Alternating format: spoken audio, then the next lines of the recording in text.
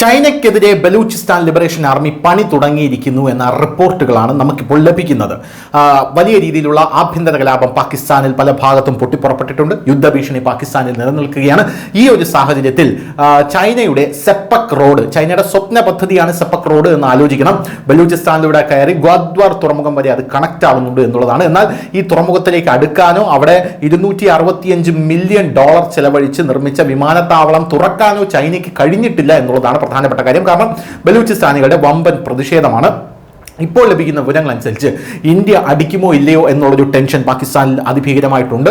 പാക് അധീന കശ്മീരിലേക്ക് വമ്പൻ സൈനിക നീക്കങ്ങൾ നടക്കുന്നു പാകിസ്ഥാന്റെ.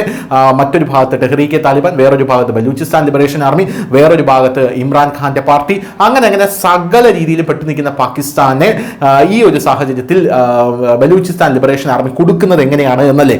ഇപ്പോൾ അവർ ചൈനയുടെ ട്രക്കുകളെ ആക്രമിച്ചു തുടങ്ങിയിരിക്കുകയാണ്. ബലൂചിസ്ഥാനിലെ ചൈനയുടെ ട്രക്കുകളെ, Balochistan civilians Pakistani Chinese construction ട്രക്കുകളെ അൽബാത്ത് ഏരിയയിൽ കത്തിക്കുന്ന ദൃശ്യങ്ങളാണ് ഇപ്പോൾ പുറത്തു വന്നിരിക്കുന്നത്. ആ ദൃശ്യങ്ങൾ കൊടുക്കാൻ കഴിയുമോ എന്നറിയില്ല. കാരണം കോപ്പിറൈറ്റ് വയലേഷൻ ഉള്ളത് കൊണ്ട് തീയുടെയോ പുകയുടെയോ ചിത്രങ്ങളോ പടങ്ങളോ വീഡിയോകളോ ഇട്ട് കഴിഞ്ഞാൽ ചിലപ്പോൾ യൂട്യൂബ് വീഡിയോ തന്നെ റിമൂവ് ചെയ്ത് കളയുമെങ്കിലും മാക്സിമം ഞങ്ങൾ ശ്രമിക്കുന്നതാണ്. ആ ദൃശ്യങ്ങളാണ് ഇപ്പോൾ പുറത്തു വന്നുകൊണ്ടിരിക്കുന്നത്. എന്തായാലും നോഷ്കി ഖാറാൻ റൂട്ടിലെ സെപ്പക് റോഡിൽ ഈ ട്രക്കുകൾ കത്തിക്കുന്ന ദൃശ്യങ്ങളാണ് ഇപ്പോൾ പുറത്തു വന്നിരിക്കുന്നത്.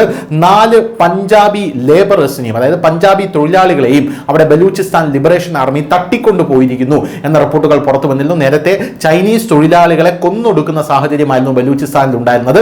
ചൈനീസ് തൊഴിലാളികൾക്ക് അവിടെ പണിയെടുക്കാൻ കഴിയാത്ത സാഹചര്യം. ഇതിൽ ചൈന വലിയ രീതിയിലുള്ള അമർഷമാണ് പ്രകടിപ്പിച്ചിരുന്നത്.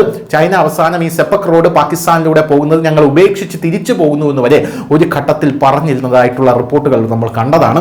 എന്നാൽ ഇപ്പോൾ വലിയ രീതിയിൽ പാകിസ്ഥാൻ ഒറ്റപ്പെടുമ്പോൾ, വലിയ തിരിച്ചടിക്ക് പാകിസ്ഥാൻ ഒരുങ്ങുമ്പോൾ, പാകിസ്ഥാൻ അകത്ത് തന്നെ വലിയ ആഭ്യന്തര കലാപം ഉടലെടുക്കുമ്പോൾ ബലൂചിസ്ഥാനിൽ ചൈനയ്ക്ക് പണി കൊടുക്കുകയാണ് Balochistan liberation army. News desk, news India Malayalam.